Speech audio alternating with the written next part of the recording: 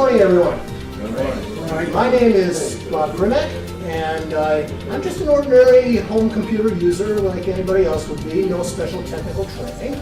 But I've had quite a bit of experience with maintaining and updating Windows from the days of DOS all the way up through the current, well, almost current Windows 10. And I do a lot of reading in sites like Windows Secrets newsletter and the Ask Woody site. I don't know if Gary Patrick is here today, but yeah, he's been our Windows Secrets guy. And we now are merged into the same website, or at least getting there. So, without further ado, I want to go over a few things about Windows 10 updating and Windows 10 maintenance. If we don't finish today, I understand there could be some time next week, though there are a few complications with our room being changed. And there will be specific times I will ask for questions and comments and whatever, so that we don't get too far off track, which really wastes time. But I do appreciate input, and I do appreciate other people's opinions. So, shall we? I'm going to change glasses so I can see this. One thing about Windows 10. It is a little different from previous versions of Windows in that it has different places where settings are. You no longer have just a control panel. So there may be settings that are scattered all over the place. I'm going to minimize my document and show you the best way to find anything in Windows 10. If you can see down at the lower left next to the Windows logo, we have a little magnifier glass. That is Cortana search. I have taken steps to limit Cortana to local search, so it doesn't go to Bing, it doesn't go to the internet, and it doesn't accost me with ads. But you can ask Cortana any setting. If you know the name of the setting or even approximately the name of the setting, she will take you there. For example, is that always there, or do you have to put it there? It is always there. It's a built-in. By default, it's really a bigger deal than I have it. I have minimized it to a great extent. You cannot miss Cortana in a default Windows 10 installation. She's always there. She's always looking something like this little box at the bottom with an extended search box that takes up part of your taskbar. I reduced that. So, let me just type in something that is changing its location, but I have the 1803 spring update from last year, so this is the old way this will show up. It's called Disk Cleanup. And because I've used it before, it's right up at the top of my list under frequent results. Excuse me, could you back up just a little bit? That way? No, back up till we typed it in. Oh, back. Because there's something to see up at the top. Okay. What I will do is this. And type in your you disk want to see cleanup. disk? Okay. Could you explain the three symbols at the top? Yes. This will lead you to find results in settings. This will lead you to finding documents. And this would lead me to finding results in apps, which usually means Windows Store apps, which I make very little use of. So if you're looking for a document and you don't know where it is and what file it might be in, that middle icon is the one to use. Wow. Yes. Okay. Moving along. Let's limit it to settings. And what it wants to do now is take me to storage, system settings. This is because of a change which has taken place in Windows 10 versus all previous editions. But let me restart this to being no filters. All. What I did was I hit the down arrow, and now I'm going to reset my filters to all. Now I've got the old style. This is going to go away. It's asking me which disk drive I want to look at, because I have a couple of partitions. And there it is. You can also clean up system files, which I'm not going to go into, although that's how you clean up after a Windows update or after a feature update. But you want to wait a certain length of time afterwards. I'll get into that a little more. When you say cleanup, do you define that? Cleanup means you're deleting things. And you have to look into these checkbox items and see what you are deleting. In the old style interface, you had to go down a scroll list, and it was rather inconvenient to do that. And you also had to hit a second button for the system files, which is a deeper cleaning, deleting things that are even deeper and could do some harm if you did it wrong. So before I take that one last question in the back, let me show. Wait a minute, we're not going to delete files, so I'll cancel that and cancel that. And let me show what I was also pulling up, disk cleanup. Now, we're going to go into our settings. Let's not go for disk cleanup, let's go for disk. And this is a Windows 10 setting. And it's talking about storage sense, various things that are taking up space on your hard drive, things of that nature. There is an automatic cleanup. You don't want to have that set, especially not after the fall update. You could lose everything in your downloads file, and you wouldn't know when. So we're going to go free up space now. This is where you see this list, which may expand as we go. Indeed it is. This is what was in the old style interface, except now we see everything, and it's got explanations of everything. It's actually a better way of doing it, provided you uncheck or do not turn on automatic cleanup. Don't let it go automatically. Because this isn't in 1803, but down at the bottom here, you would see downloads folder, and it might be checked off. And you want to uncheck that. So what's the order in which this stuff is there? It doesn't look like in sort of the size descending. It is not according to size. It is not according to size. I believe it's according to how Windows 10 prioritizes it, how they want. Actually, it is the sequence in which it will do it, but it's not size-wise. It's apparently some of these things, if you don't do one before the other, and you do the other before the one, you can make a mess. Okay, there's a long-standing hand up in the back. Yeah, the question on Cortana. Yeah. In Windows 7, you want to search for something, you put in a phrase, a name or something, and you get files and folders, emails that's in there. Yeah.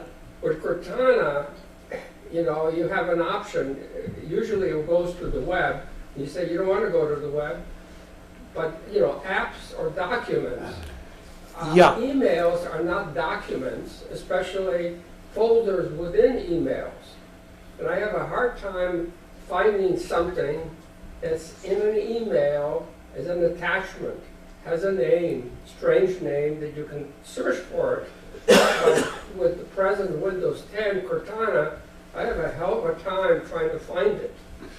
Two suggestions. One, your email program may have a search function if you have a desktop email program. I have Office Outlook, and it doesn't look for within attachments somehow. Then you would need to go for a third-party app, and I'm not familiar enough with Outlook or with email to be able to tell you how you would search within an attachment. That is a very specialized type of search, and you might need a specialized search utility.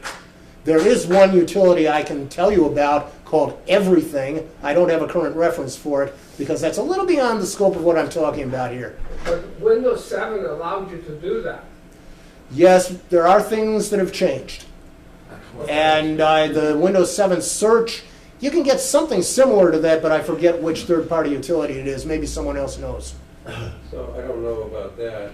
I use Gmail, but you can put one-word searches in, and it'll look for that word, and it may or may not come up with your attachment. I haven't looked for attachments that It way. doesn't.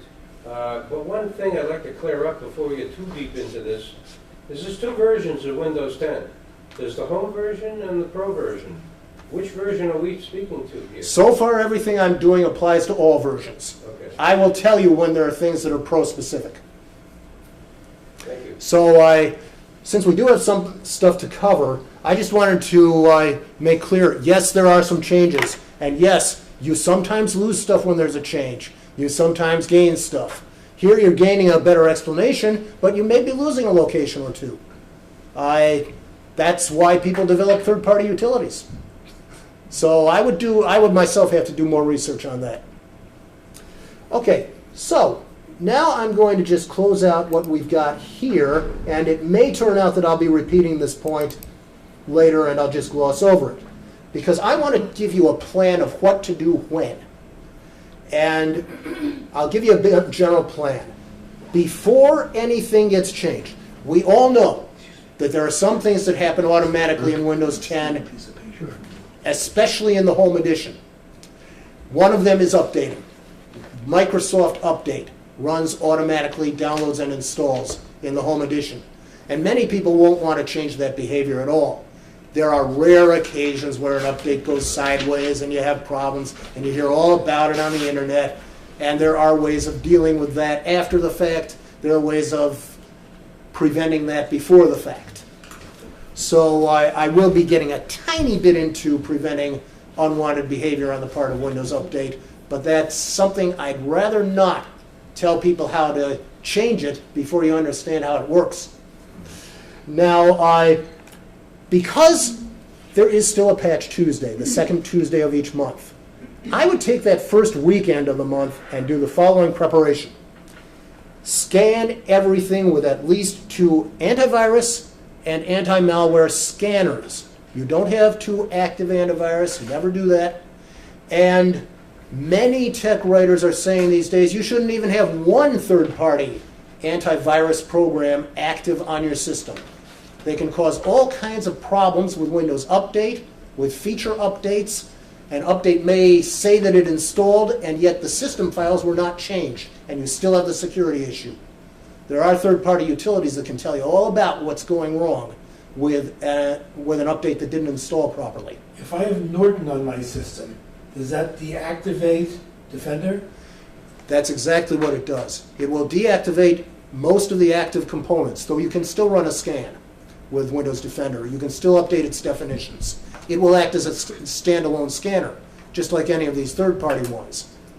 And the problem is you lose some features of Windows Defender security. And these include an anti-ransomware feature. There's a whole feature set of folder protections, which very few third-party Windows security programs can match. Microsoft knows Windows and knows Windows security better than anyone. But Windows Defender, in its previous incarnations before, let's say, the fall update, 1809, was doing badly at catching viruses, especially new ones. It's doing a lot better now, according to people who have really knocked this product in the past. So now you're hearing from, I think somewhere down here, you're hearing from this fellow who used to work at Mozilla Firefox as an exec or a researcher, and he's telling you, disable all your third-party antivirus software, get rid of it, because of the way it interferes with what Windows Defender does. And there's also an issue. Anytime you write code, you're going to have some errors. And these errors can include security errors. There's people constantly auditing Windows security, insiders and outsiders. Microsoft finds out about issues that they need to patch.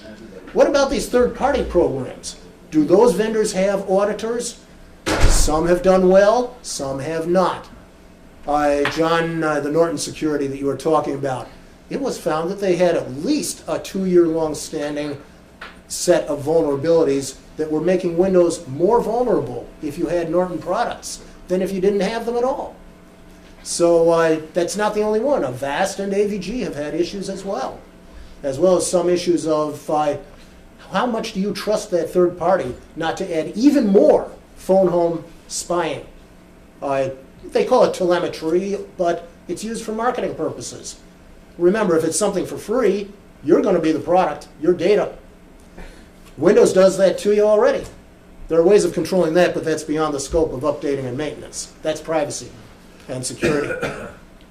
But that's basically the whole idea. And Gary Patrick did a talk not long ago about security products, in which he also went over how Heimdall Research has indicated that Windows Defender is getting a lot better. So I would, when I upgrade, right now I do have a Vira free on here, but I would take that away when I do my 1809 upgrade this spring. I defer my upgrades until they're really ready for business. But that's something that's a pro feature. If you have home, you don't get more than 7 days, and that's only after you've upgraded to the fall update. And 7 days isn't much. Unfortunately, Microsoft can use us, the home users, as extended beta testers. And for a feature update, which is the equivalent of an upgrade, there's a lot of things that can go wrong, lots of moving parts. So, is Pro worth the upgrade? Some people really think so. Other people think, okay, it's very rarely that you run into these issues, so why not just save the money and let things happen, and if you need to do something about it, you do something about it. Speaking of saving the money, so Yeah. when you buy a new laptop now, you don't need to bother to get an antivirus software. That's what you're saying? So you don't even have to install it and then uninstall it. There's a big problem with buying any computer. They usually have it pre-installed. And so you need to go to the vendor of the antivirus, download their removal tool, get into Windows 10 safe mode, which isn't as easy to get into as it used to be, and then you have to run that tool and remove it. And you may have to run the tool twice. Why? Because antivirus programs inject drivers inside the Windows system areas. And this is also how they prevent system files from being changed. Sure, if it's something malicious, that's great, but if it's a Windows feature update, how's it going to update? And disabling third-party antivirus isn't easy if it's still up and running. It has services that run. Safe mode turns off all that so you can remove stuff. So again, that's a disadvantage of having a third-party product when Windows Defender and the Windows Firewall may be good enough. But only you can decide what's best for you. So I do full scans with antivirus, and let me explain one thing about anti-malware versus antivirus. Viruses can be more narrowly defined as things that are going to execute and are going to make changes, which could be harmful, and are certainly not what you desire, not what Microsoft wants. So it's stuff that could harm your system. Windows Defender does not concentrate on getting stuff that would just annoy you, like adware, or might slow down your system, or stuff that might harm your privacy, like spyware. That is the domain of anti-malware. And there's a program called Malwarebytes, which Gary has also gone over on occasions. Let me just show you.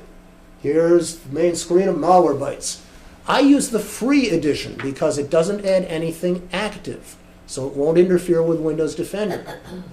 But even if you have this one installed in the Pro edition, which you pay for, and it's active, it still does not turn off Windows Defender. They're compatible, by and large.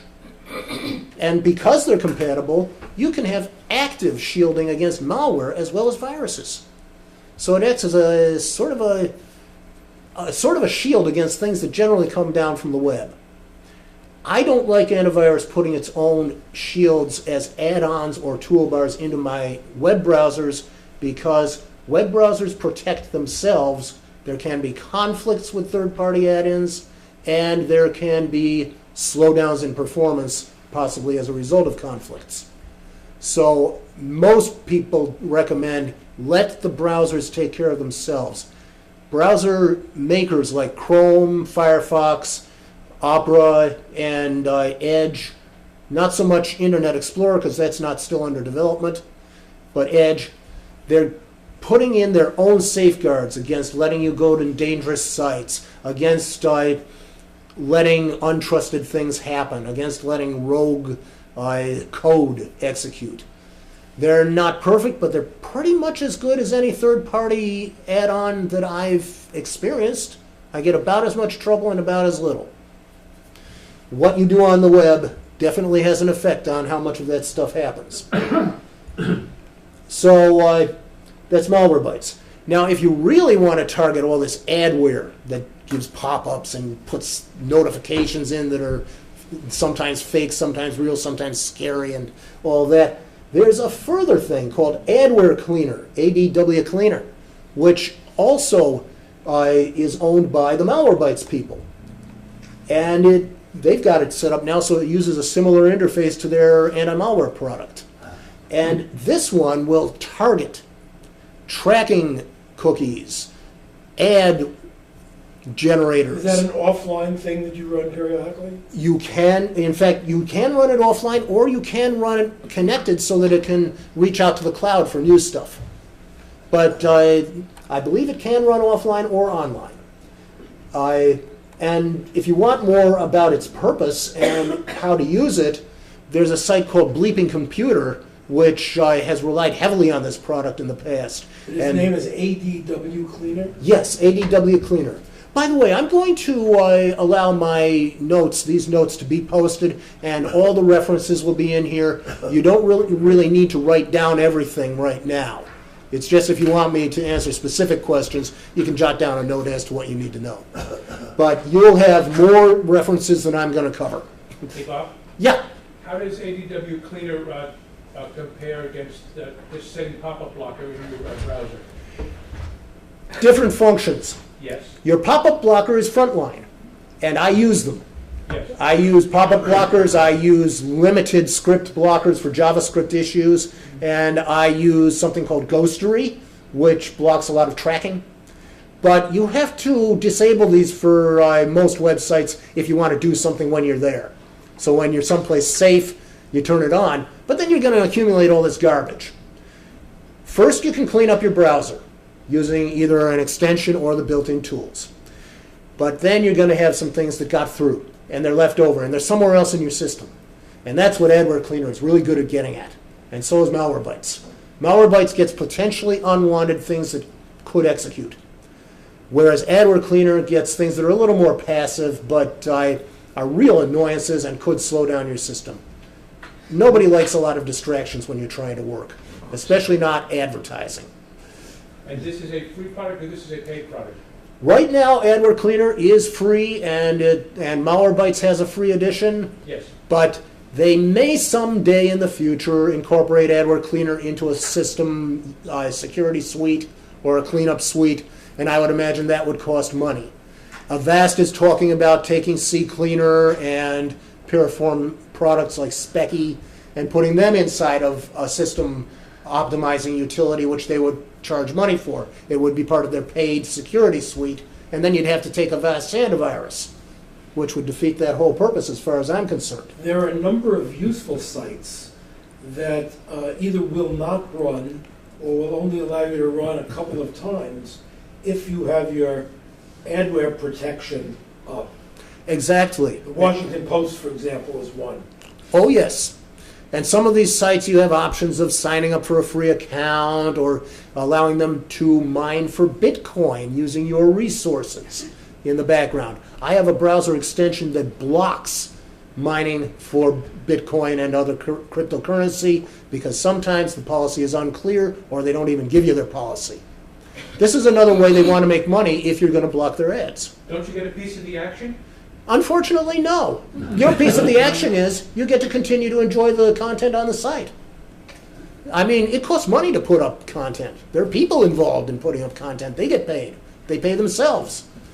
There was a big argument going on with one of these software update utilities, which I use, about exactly that kind of thing, how the fellow was making us pay for his product by injecting spyware into it, and he said he couldn't offer the product for free if he didn't do it. He finally relented because the product became unpopular and antivirus started blocking it. I'll tell you which product it is if we get as far as system maintenance today, which I think we will, at least a little. So these are things you're doing to clean up your system and also prevent things from getting on your system before Microsoft does its monthly update, certainly before any major 6 months feature update. The release dates of feature updates are not set in stone. It's not like Patch Tuesday when you know it's going to happen. They get rolled out in phases. So you never know when it's going to hit your system. That's another reason I like Pro. You have deferral. You have the business branch.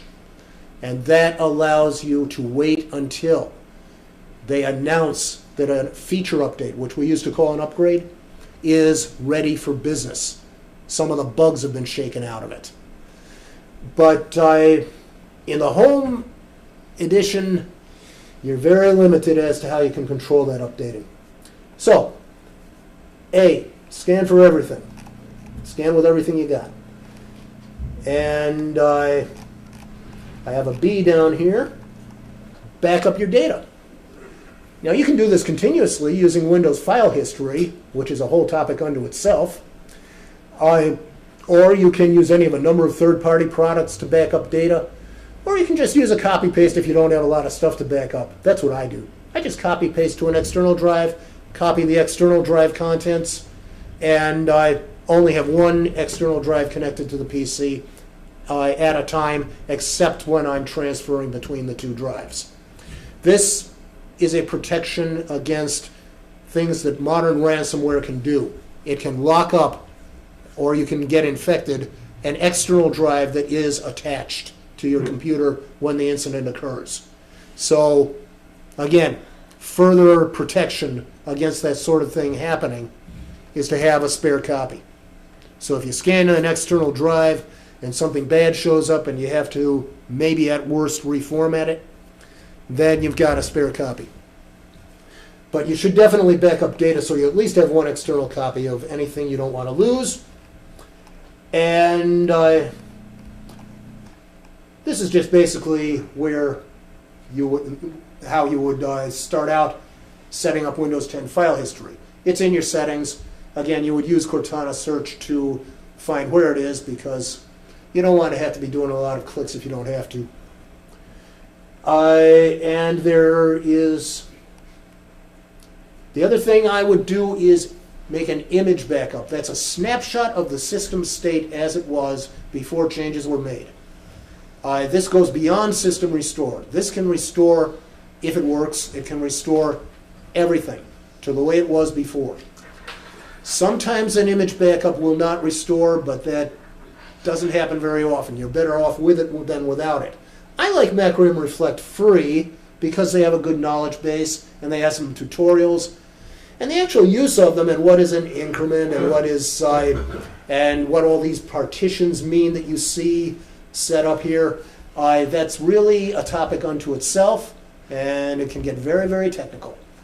But with Macrim Reflect and some other products, there is a button or an item you can click where you can select those parts here that you will need to restore successfully Windows. And only what you need to restore Windows. And that's what you'll back up. That takes a lot of the guesswork out of it. But you still have some technical details. And then there's another product called Aomi, which is Backupper. That operates off of boot media. In other words, you launch into a USB environment. It's called WinPE, Windows Pre-Install Environment. And when you boot into that, you're entirely outside of your operating system. So no background processes will compete with your backup and your restore operations. In fact, if you do a restore in Windows, you will have to go outside of Windows into a recovery environment. Macrim Reflect installs this on your hard drive, so you have a recovery environment there. But you can also use the boot media in the event that Windows will not launch. You have a limited version of the program on the boot media. Yeah, Peter. How is this different than creating a USB boot media from Microsoft itself? You're talking about install media? Like, when I got my machine, the first thing I did is I reinstalled Windows to get rid of all the bloatware and all that stuff, right? So I went to Microsoft, I downloaded the version of Windows that I have. Okay. And formatted my C drive, and it reinstalled Windows Vanilla. Yeah, it will reinstall Windows, but what about your third-party software? It won't reinstall that. This is brand new computer. Right. On it. But what I'm saying is, if you already have a computer that's set up, your method, Peter, will work very well with a new computer. No, I'm saying, so the product that I got, the software that I got from Microsoft is basically a full install of Windows. Yes.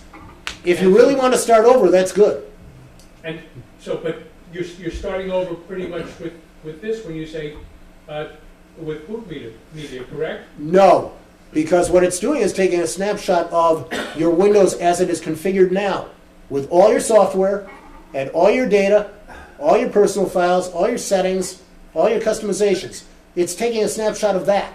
Okay. So it's not third-party stuff, but it's your custom Windows environment, quote unquote. It's this. This is not a standard installation. But what I'll get back to would be this. My desktop would be there, my software would be there, all my third-party apps would be there. Even my antivirus would not have to be uninstalled and then reinstalled. I don't have to look up product keys. I don't have to download anything or use a bunch of installers or take a lot of time reinstalling software. And if you were to have a virus or some sort of problem there, how does it differentiate between good files, quote unquote, and bad files in that scenario? That's why you scan. You do a full system scan with at least one, preferably two or more antivirus products before backing up and also before any changes get made through updating. Okay, so you're saying do the best you can to get rid of everything and then hope for the best. That's basically what you're doing anytime you're taking a snapshot. If you really think something might be going on beyond what is detected and removed, then you would reinstall.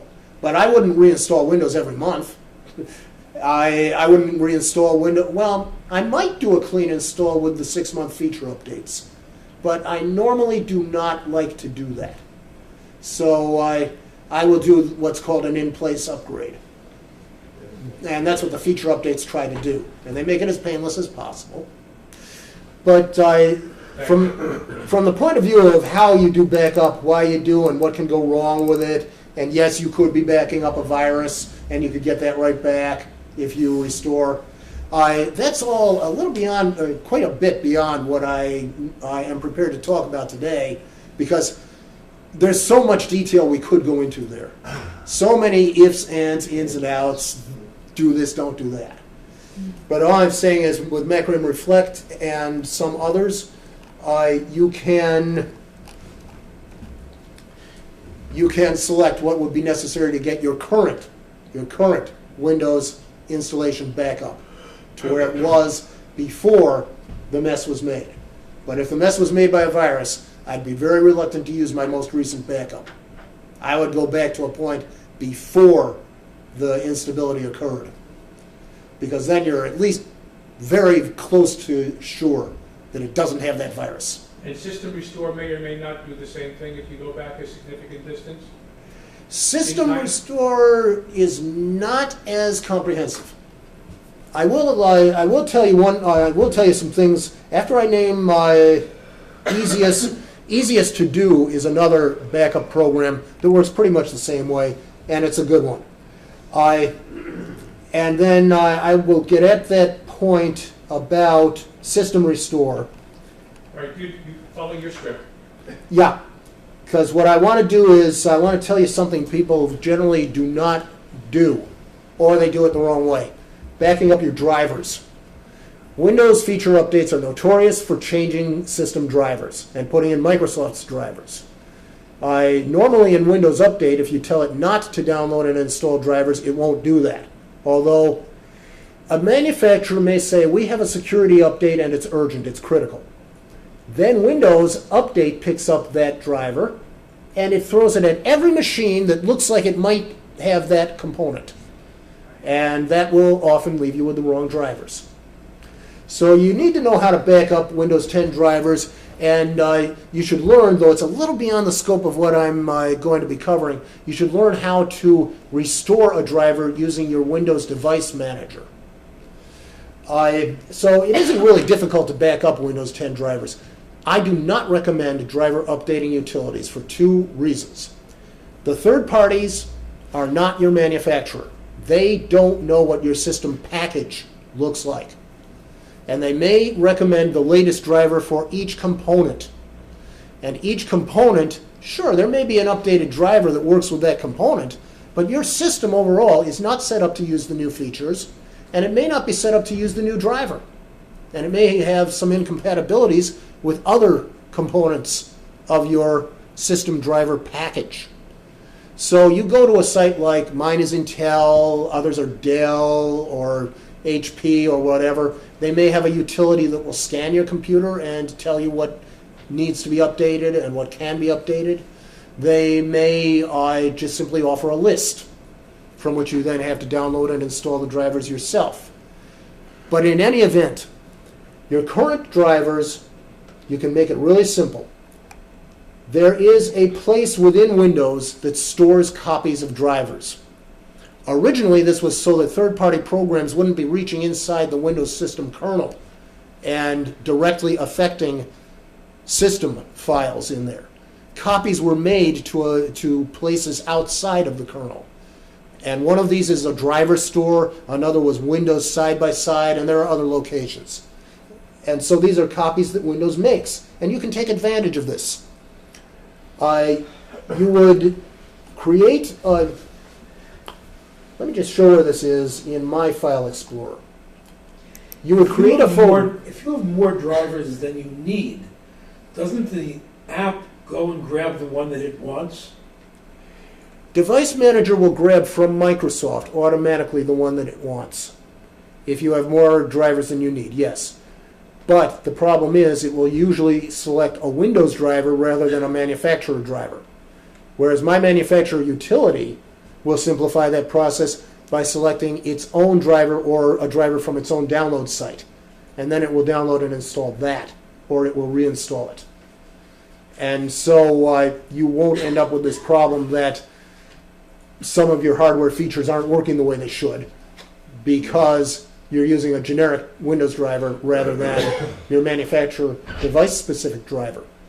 That often happens with a mouse, a touchpad, and a keyboard.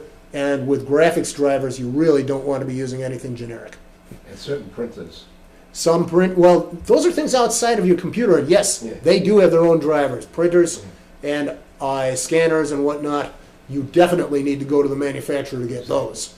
And those, there's some interesting issues that can happen way beyond what I can talk about here. He gets credit. So Windows has a feature called plug and play, where when it detects something that's changed in your system, like a new device and so on, it tries to find a driver, install that for you. Yeah. And that may not be optimal, but it's in the Microsoft library. And in that case, you may have to either say no or go back and uninstall and install the one from the vendor site. Yeah, normally what you would do, I can show you in Windows Device Driver what the options are, but right now, how to back up the drivers that you do have, and then I'll get to how you get the drivers restored or how you use an option or two in the Device Manager. So, I don't know if this is large enough to see. Let me maximize my File Explorer. Bob, you have to be an administrator to do this, correct? Oh, all the maintenance I'm talking about. You should be in an administrator account with a local password login, not your Microsoft account, because of the kinds of changes you're making. You will not be able to perform much of this maintenance without being in an administrator account.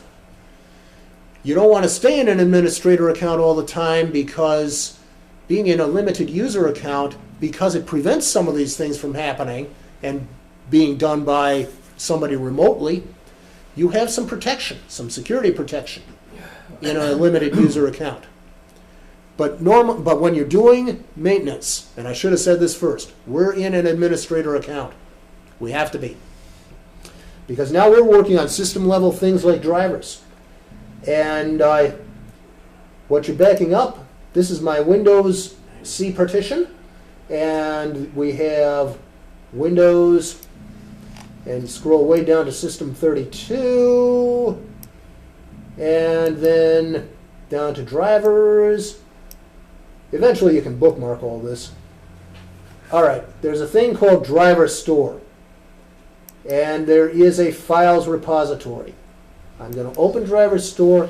Files repository is what you are going to make a copy of.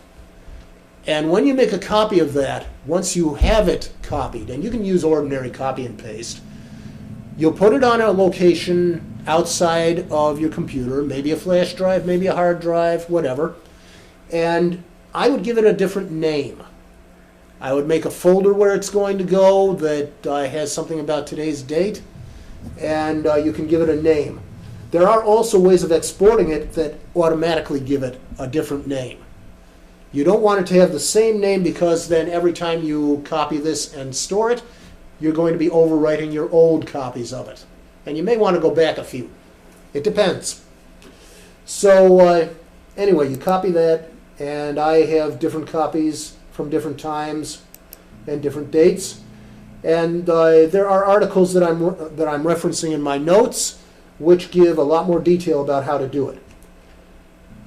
And when you go to restore the drivers, that's where you'll open your device manager. Let me have Cortana show us our device manager.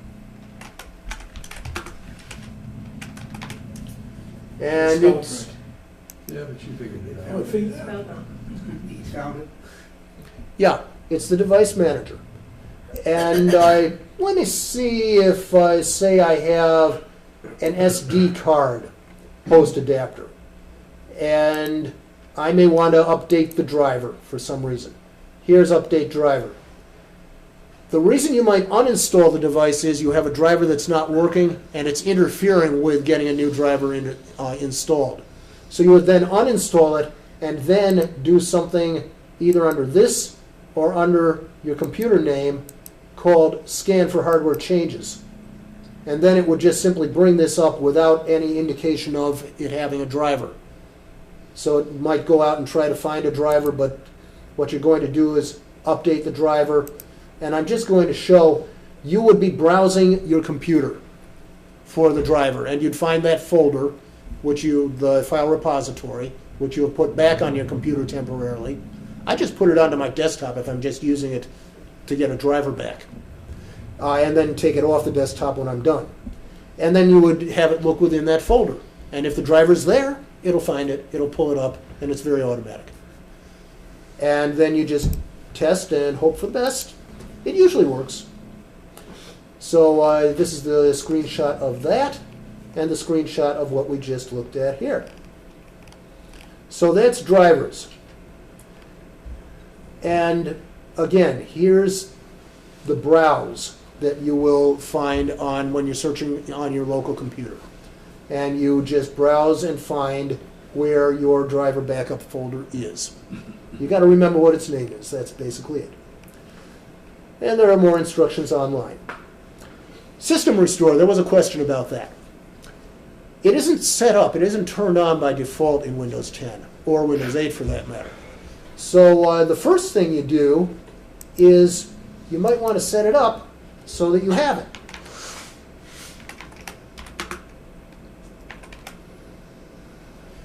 Okay.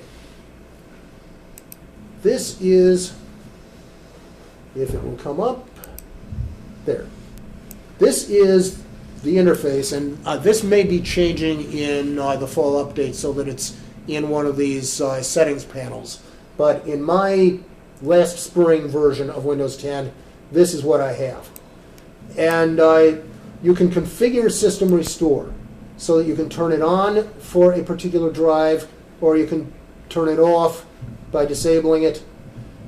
By default, it's disabled, so you can turn it on. And for my Windows partition, I have it on. For my data partition, there's no need for System Restore, so it's off. And that would allow me to create a restore point, go back and use a restore point. Suppose that a Windows update does mess something up and you're successful at removing the update, but you've got Windows unstable for some reason. Then you would use System Restore to put your drivers and your system state back the way it was before that happened. Usually it works, although not always. You may have to resort to a system image backup if there's something messed up beyond what System Restore can recover from. How are we doing? We're at 11 o'clock. Okay, so this is System Restore. Okay, these are the things that you are doing before any changes are made. We have had some questions, and I have given some answers about things relating to backup before changing anything. Now we come to update software. And I already said that Windows update usually, for home users, it's totally automatic. You're going to have a feature that can delay the updates for 7 days, but that's not terribly useful. Usually what kind of a delay I like to have in the Pro Edition is a delay of two weeks, about 14 days. And you can go up to 35 days. So if you want to control the behavior of Windows Update, you can do it in Pro. Now, Windows Update has the ability to check for updates. If you are deferring updates of any kind, including a feature update, don't seek updates. Because every time you check for updates, if you've been deferring or delaying them, Microsoft Update will go out, it will reach out and find all the current updates that are available, including any feature update, and it will automatically download and install because you clicked that. The same applies for a feature in Pro that's called pause updates. You don't want to do that. There's other settings you can use. And When it we, installs, because I seem to remember when I do that, it downloads, but it still asks me whether I want to install it or not. which version of Windows are you Home. running? What? I have home, Windows 10 Home? yeah. It asks you whether or not you want to install? It tells me what's available, Yes. I can download it, and then it's up to me to either download it, I think I can decide whether to download it or not, Yeah. and then install it if I choose. I Well- have some flexibility there, because I know I've not done it sometimes. Unless you have used a feature or changed something, in the Home Edition, the way it's supposed to work anyway, is once you allow the download to occur, once you check for updates or once Windows Update checks, it's supposed to automatically download and install. You may be correct. It may be I have a choice of downloading or not, and then I can not download it, and therefore it doesn't install. And again, not downloading, the only time you have a choice is if you have set up your connection, your wireless connection, as a metered connection, which you may have done. Well, anyway, there may be a choice that you have on your computer, Yes. but normally not everybody will have that choice. So I don't want to give people the idea that it's safe to do that thinking it's okay. So why is it that you don't want to check for updates? Because it will automatically download and install, Yeah. unless Peter's right. No, but suppose you want to have it installed. Oh, yeah, I mean, yeah. I find that, once a week or something, I go there and I install whatever is available. That's usually pretty safe. Yeah. I usually wait because sometimes there are problems with updates, especially if you're like me and you've customized your system and made quite a few system level changes. That is one reason why updates sometimes don't work. Yes. My gut feel is that there are two kinds of people in this room. There are people like you and maybe Peter and some others Yeah. who are willing to customize your machine and take the time to learn all the pieces. Right. And then there are people like me, and Okay. probably 3/4 of the people in this room, All right. I'm guessing, who don't know enough to be selective and therefore trust Microsoft. And Okay. so far, Yeah. I don't think that's hurt me. It may not have. It probably hasn't. Another question I would ask Peter is, how much time do you spend doing this? Once you've set things up, it's actually very little time. Because once you know how it works, a lot of this stuff is just one button here, one button there, and that's it.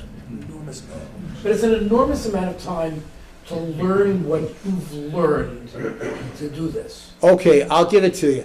If you really want to learn about this stuff, you're going to be taking weeks or months to study, just as you would when you're learning anything new. Right. I don't have time for that. If you don't have time, Things I have to do. I respect that. If you're the kind of person who doesn't want to spend time learning how to control your technology, What you want to do is just let it happen. It happens automatically. There's also system maintenance that will happen automatically, but you do need to know one thing about it, and that is you need to let the system maintenance happen. And that means you need to leave your computer on overnight sometimes with the administrator account available so that when the computer wakes up, it'll be in an administrator account and the automatic maintenance can run. But if you were to turn your machine off at night, when you turn it back on at 7 o'clock in the morning, doesn't it catch up and do the things that it might have otherwise done at night? Yes, except automatic maintenance needs to run with the system totally idle. You can't be using your computer. And it runs for an hour or two. So it's something you might not want happening when you first wake up in the morning. Because there are times that I receive a message on my machine Yeah, that says, I've got maintenance to do, right. and can I do it now, or would you like me to delay it? Yeah, And what I've typically done is say, wait till 11 p.m., and then Yes. I know I'm going to bed, and Yeah. I leave the machine on, and Yeah. I let it do it If you then. remember, right. but most of the time you don't remember at 11 o'clock, you shut off the machine. But then, even if that were to happen, What about the sleep then the mode? next morning, you'd get the message again. So I haven't found that to be a bad thing to do. It's What all are personal the choice. maintenance I mean, functions? Bob alluded to it. The personal computer that we take for granted is a very complicated device. Yeah. There's a lot of stuff going on under the covers. For 90% of the people, everything just works. You're happy with it, it works fine. Simple maintenance, as Bob is suggesting, is the right thing to do, and it just works, and you're happy as a clam. If you're interested, Bob is certainly presenting a lot of details that you can use to help enhance what you're doing. Correct. But if you're just interested in pictures from the kids, sending email to your buddy, searching the web for porn, doing anything else you want to do, you know, then you have no problem, just do it. What about the sleep mode There, on the updates? There is no, for home users, you cannot pause and you cannot put updates to sleep. Okay, In well, I Windows don't have 10. Windows 10. I didn't want it for one reason, and now I see why. You explained why I didn't want it. I don't like the new search mechanism. I never knew that little The button- Cortana search, yes. Yeah, it was a pain in the rear, because at work, they gave us Windows 10, it drove everybody nuts. Right. But anyway, I leave mine in the sleep mode, so I don't have to recirculate, the whole 5 minutes. I may shut it off and put it on 2 or 3 times a week, but most of the time it's in the sleep mode. Okay, if you're thinking that your computer, Mm. when it does a Windows update, Yeah. is going to go down for 20 minutes or so before it comes back up, that is no longer true. Okay. In Windows 10 recent editions, more and more of the preparing to install an update is happening in the background before you ever go down. And mine only goes down like for 10 minutes at most. Yeah, I don't have Windows Just a 10. I have Windows Windows 7 Ultimate. It does all the prep work, and then there's a reboot that does the install, and does all the hard work. That's exactly right. System files must have a reboot. It must be shut down to do that. But that usually only takes less than 10 minutes for a whole month of updates. So, yes, it used to be desirable to decide when the updates are applied. Well, see, Windows 7 Ultimate, I bought the Ultimate because at that time I was fed up with the instability. And Yeah. I'd like to put in, I was going to put in Windows 10, but the only reason why I didn't, I just told you, is because I hated that search, Because I'll put stuff in my filing system, and where did I put it? Okay? Yeah, But now my computer's a few years older now, and Yeah. I'm not sure if it's worth, putting Windows 10, even though it's a 64-bit machine, Windows 10 in there or not. there is an update assistant that will show you if your system is going to have some serious problems Yeah. with putting in Windows 10. If your machine is within about He 4 was talking years, you're about- probably okay. Yeah. But what do I need to do? to get Windows 10 in there. Yeah, if I wanted to put Windows 10 in there. I would run the Update Assistant, make sure your system is ready. If it isn't, do the steps that are recommended. Right. And then you just download, you'll have to pay for a license key or a digital entitlement. Right. And then you can download from Microsoft and make your own media creation tool is what it's called. And it will install media on a USB drive. Mm-hmm. You just plug that in, boot from USB, go through a few, there's a little questionnaire it puts you through for a few screens, and then just go out to lunch, have a cup of coffee or something. It takes an hour or two, it'll install. Okay, good. No, that's what I was wondering. I haven't done anything. Yeah. And laptops are really cheap. It's a couple $100. You can get a laptop that has all this stuff already on there. If you don't want to be an administrator, you can buy a Chromebook. You just want to let Windows do its thing and not play with all the bells and whistles. That $200, $300 out of the box with the Home Edition will take care of it. If you want to start getting under the hood and playing with things that are there, you start doing things that Bob's talking about. Yeah. Well, what I built was an Intel NUC, which is a small scale home desktop computer. There's a whole desktop computer in here. Twice the size of, 4 times the size of a deck of playing cards.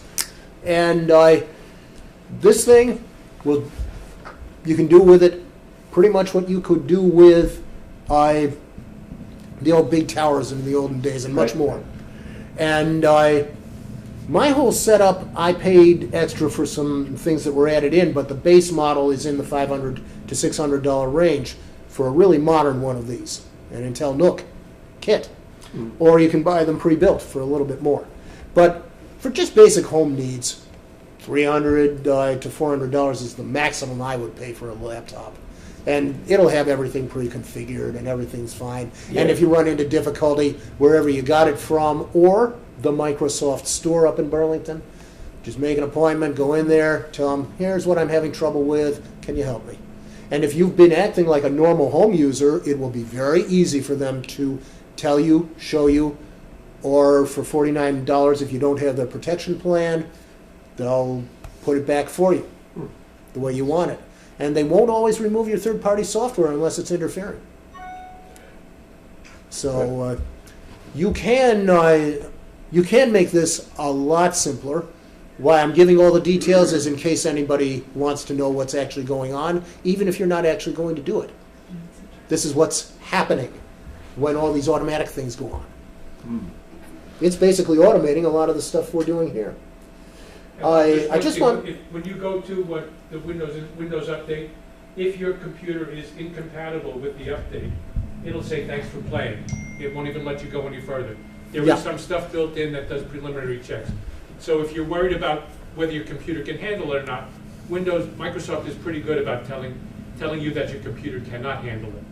Yeah, and the update. There's a troubleshooting, because I have had that. Yeah. It won't update. Yeah.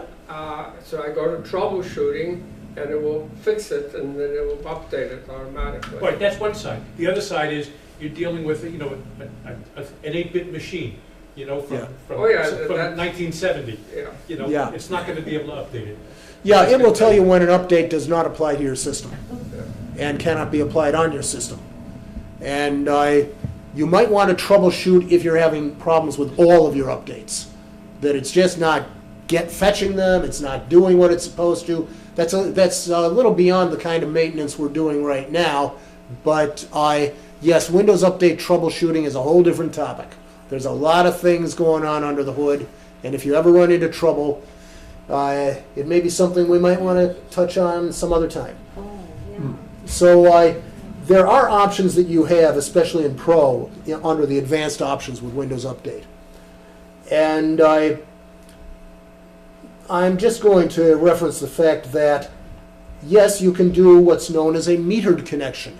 That will delay the downloading and installation of updates, even in the Home Edition, except for some security updates. What it's meant to do is conserve bandwidth on a connection. And I'm going to see if I can connect at this point with the internet here. If it takes too long, I Could you check all the won't. connections on your little computer there because it's getting a hum? What are we getting? Oh, It's probably my, PA system. Feedback. I don't know where that is coming from. Okay, never mind. I think they started to turn the PA system on. Yeah, it might be They their haven't turned it PA. off. Yeah. But anyway, let me see if I Well, just turn the have, volume down behind you. yeah, let me see if, It's the PA. no, it's not us, it's their PA. Let me see if I can get onto their internet here. Okay, we're not getting onto their internet for some reason, or maybe we're already on. Too many people. Okay, to show you what I want to show you, all I need to do is, oh, I see. It wants me to You have to do connect. it okay. And then we'll see if I need to do something further.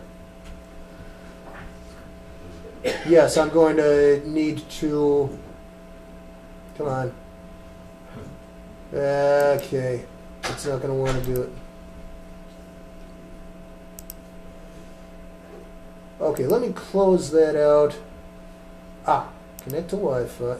No, You had it on the preceding page. it's not going to let me do it. Never mind that, but Try disconnect and connect. yeah, I don't need to be on our internet to show this. Okay. So that's designed for like a cellular connection, where you're paying per month, and you want to conserve bandwidth. Yes, but Or when you had an old PC that had Windows CE on yeah. it. For the home user, this is really your only option for delaying updates from Microsoft Update if you really want to. And that is to take this setting, the metered connection, and turn it on. And it sometimes works, sometimes doesn't. If you upgrade to Pro, you do have some other things. Both Home and Pro let you set active hours, so you won't have this update and reboot when you don't want it, when you're working on your computer. And you can set it for like, it won't do it between 7 a.m. and 11 p.m., something like that. Exactly. So that's active hours, and that does put a pause onto it, onto the actual restarting. It does not put a pause onto downloading and the preparation of the installation. It only puts a pause on the restarting, and you can only pause for a certain number of hours. And here's the setting, though you may not see it too well in this screenshot, for pause updates, and this is the one I don't recommend. This is only in Pro that you can really pause the updates. And the reason is, once you unpause it, once you throw the slider to off, you're going to get everything, including the kitchen sink. You have no choice, and you can't even run the little trick that I am going to try to show. You can schedule your restart, and that's another thing you can do. Schedule when the restart will happen after updates are ready to do the restart. So both Home and Pro can do that. Now, I'm just going to show you this, but you'll want to read the article about how to use it. There is something called WU Show Hide, where you can show or hide updates, provided they haven't already tried to install. And this is the tool which, for even home users, can delay an update. In rare cases it is ignored, but you can have pretty good luck with it. It's one of the few things you can do in home. And there's just simply an article in Computer World by Woody Leonard about how he recommends people manage Windows Update. And that is also going to be in my notes, so you don't have to write everything down here. But it's WU Show Hide. And it's got a very Windows 95-like interface. Okay, so you don't want to, I did things about you don't want to update drivers as long as your drivers are working. And you do need to have a backup, and you probably want System Restore to be available in the event, and you want a restore point to exist, or create one, in the event that updating a driver or running an update doesn't work. And you end up with some instability, but you can still get into Windows. Okay. There are things you might want to remove as part of your update and maintenance routine. Java runtimes, I'm not talking about JavaScript, but Java runtimes are no longer supported by Oracle. And if you don't have anything that you know needs Java itself to work, you might consider removing that. Also, Microsoft Silverlight. And that's another thing that Microsoft tries to update all the time and tries to get you to install, but you could hide that if you're into hiding updates. In most cases, Adobe Flash Player isn't really needed. Most sites that stream video do it with HTML5. Yeah? Is Silverlight a thing that helps you make your own web page? No. Silverlight is like Flash Player. It's just a way of showing content, allowing a certain amount of rights management, and it's Microsoft's very own way of doing it. The only things I know of that were using it last I knew was maybe MajorLeagueBaseball.com and maybe Netflix if you're using Internet Explorer.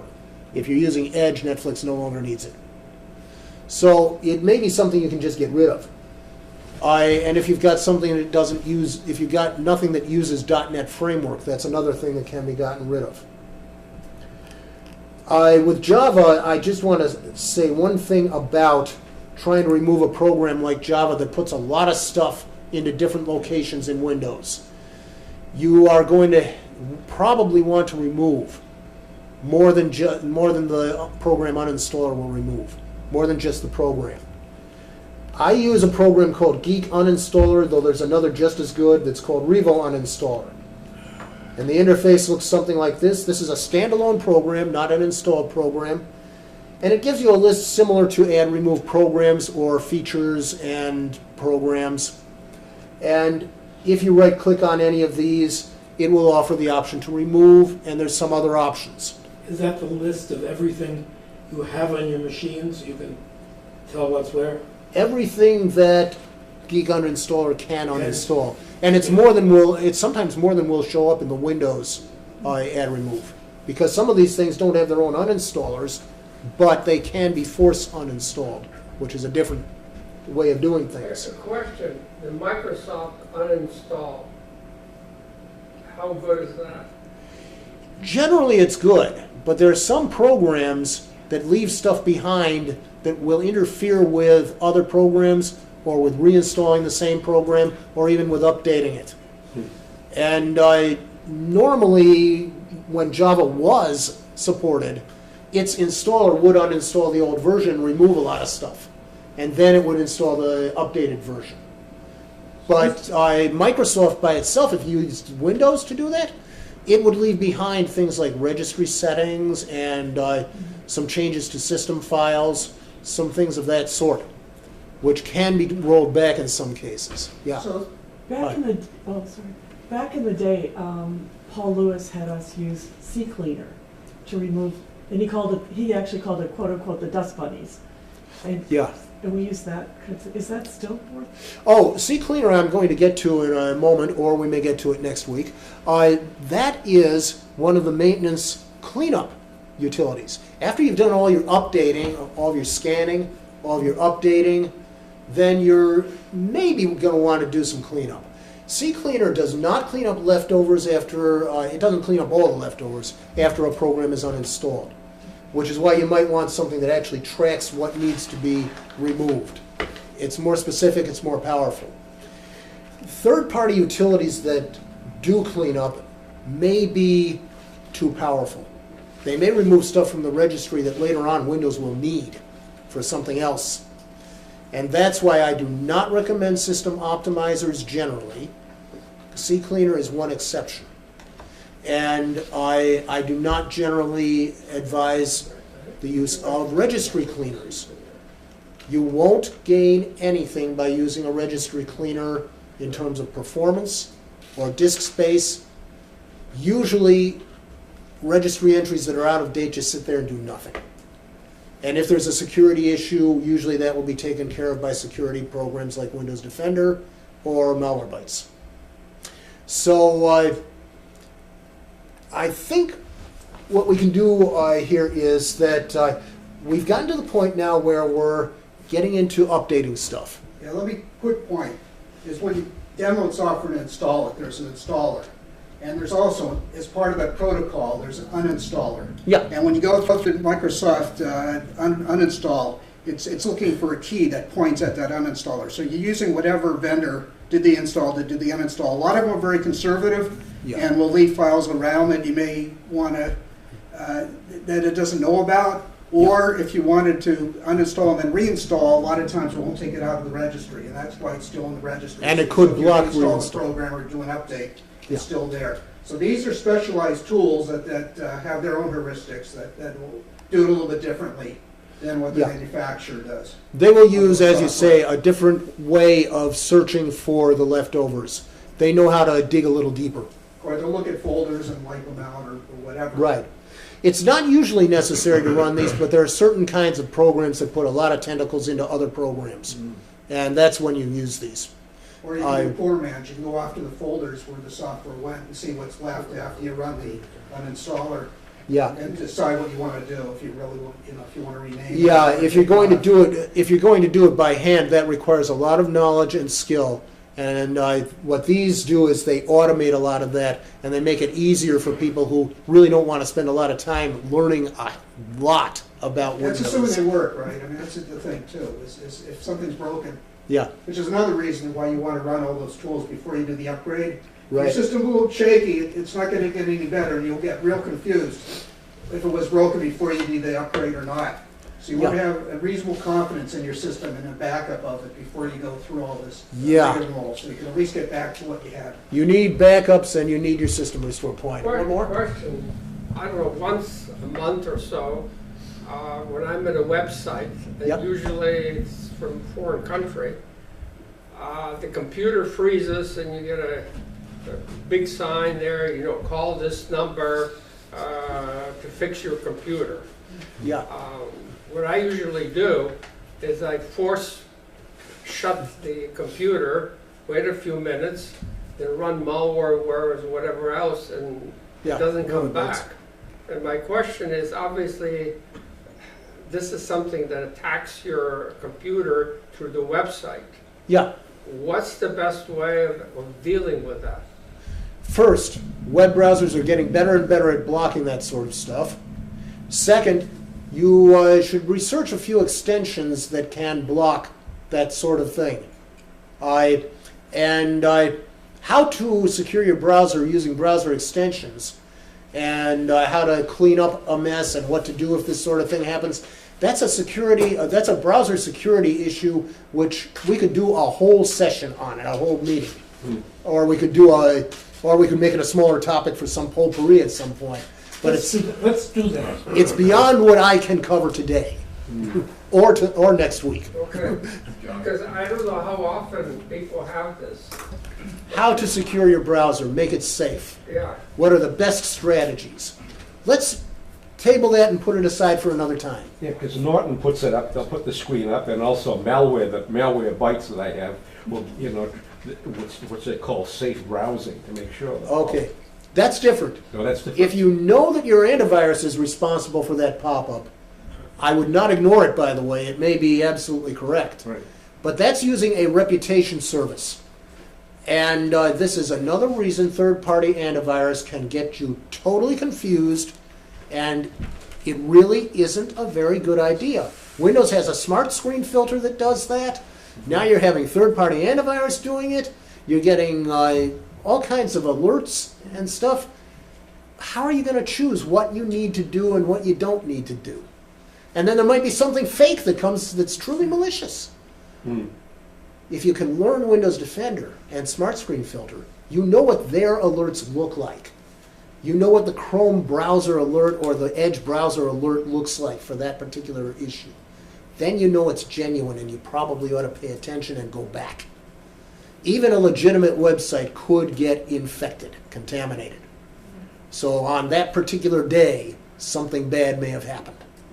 And you might not want to be there while that's going on until they clean it up. But if it's on your computer, if you get these dire warnings, usually just closing the web browser and then clearing its cache will get rid of it. Well, no further harm. You have no control. I mean, when this happens to me, Right. the only way you can do is force it shut the computer. Yeah. Again, that should be getting blocked by a good firewall and a good antivirus. And the web browser should be able to do that. But in the event you get that happening, you might want to consider, once your computer's back up and running, doing a scan with a different antivirus, one you haven't used before. Preferably one that's a standalone scanner. I'll bet you dollars to dimes you're going to find something. To your point, Bob, Huh? if you turn the machine off and you bring it back up again, Yeah. if the first thing you do, you bring your browser up in plain vanilla mode and just Yeah. clear cache right then, you're pretty much, getting rid of any breadcrumbs that may have been left over. There's no Yeah. guarantee, but it's likely you might. Unless it was one of these so-called drive-by installs and something did get installed. That's why I'm saying you should use an anti-malware scanner like Malwarebytes if you've never used that before. And there are other things. Use Adware Cleaner because it can find stuff like that too. That particular issue is one that Adware Cleaner is good at finding and good at removing, so it won't come back. And after you do that, you are going to want to do a system-wide cleanup, including a light registry cleanup. And in the few minutes remaining today, I want to skip over the software updating for third-party software. We can handle that a little later. There are ways of automating that, and it's not going to take long to go through that. And automatic maintenance in Windows 10. You just went by defrag. I Yeah. was told about 2 or 3 years ago that we now have so much memory on our machine, so much disk on our machine, that the need for defragging that we used to have 6-8 years ago has just gone away. Do you find that to be true? Well, what I can get to when I get to a fuller explanation is there's automatic maintenance, which includes defragmenting the hard drive when it needs it. And that's part of what's happening when you run your automatic maintenance. So why would you want to do it again? Just waste your time. No, you can bring up a picture that shows how fragmented your system is and decide if you need it. Well, yeah, if you want to get into nitty-gritty details. But if you have a lot of volatility on your machine where you're adding and subtracting Yeah. files all the time, it might get a little bit fragmented. Yeah. And then a lot of time, yeah. But the bottom line is that the fragmentation shows up as system performance because the disk is constantly seeking all the bits of information all across the disk, and it's doing crazy things. With SSDs and fast disks that we have today, disk could be totally defragmented, and you would almost never know it. It could be totally fragmented, and you'd almost never know. Fragmented, excuse me. Yeah, there's no rotational or access delay, it's all uniform across all its I data. mean, there is, but it's so infinitesimal Yeah. these days with the disk technology that you don't, and the CPU speeds, that you don't really notice it. However, You shouldn't, that countermeasure is that you shouldn't defragment an SSD. SSDs you cannot defragment correctly, so don't even think about it. Windows won't let you do it. There is a function of garbage collection called trim.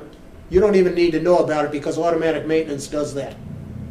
And automatic maintenance wants to run itself about every 2 weeks on the average, maybe more often on some systems. And it will show a little flag in your notification tray, or it'll show a notification, which, as John says that you have some maintenance that needs to be done. Let's take care of that. So then you'd leave it run for a couple of hours when you're not using your computer. And if the flag keeps coming up, it means that it didn't quite finish with what it was doing, and you may need to let it do it again. Where is that flag? The flag will show up in your notification area, in your tray. I don't have it happening here, but it'll be a triangular flag with a little X. Is that what you've experienced, John, when it says Show how you maintenance get needs to to be done? notifications. What?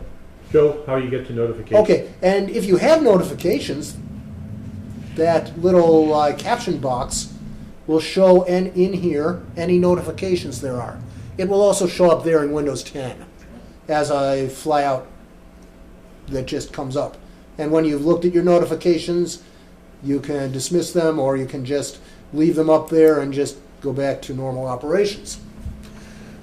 Okay, so yes, these defragmenting, if you have a heavily fragmented drive, even on a modern drive, it does tend to wear out the drive faster. than if the drive is not fragmented. But defragmenting itself can wear out a drive if you do it too often.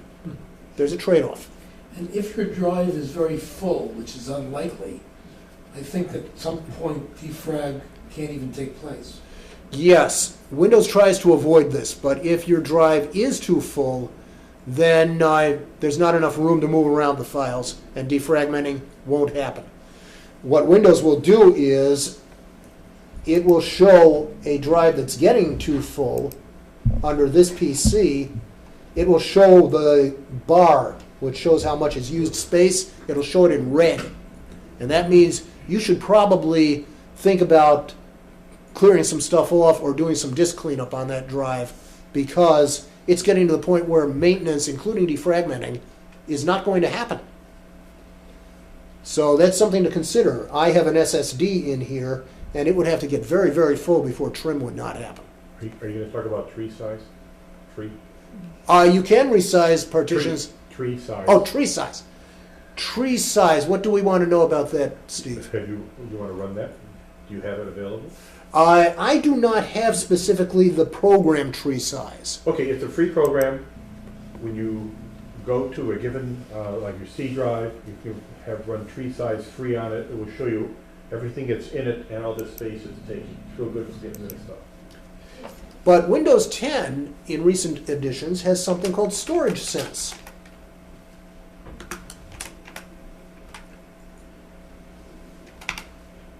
Let's go with storage here.